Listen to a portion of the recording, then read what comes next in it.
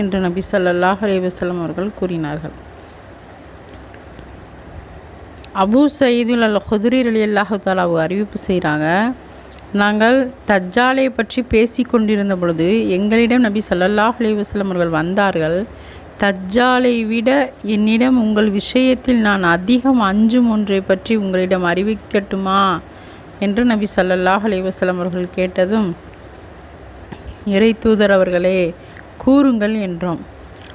அதற்கு நபி ஸல்லல்லாஹு அலைஹி வஸல்லம் அவர்கள் கூறினார்கள், ஒருவன் தொழுகிறான், பிறர் பார்த்து புகழ வேண்டும் என்பதற்காக தன் தொழுகையை அழகுறவும் செய்கின்றானே, அத்தகைய சிறிய இணை வைத்தல்தான் நான் அதிகம் அஞ்சும் ஒன்று என்று நபி ஸல்லல்லாஹு அலைஹி வஸல்லம் அவர்கள் கூறினார்கள்.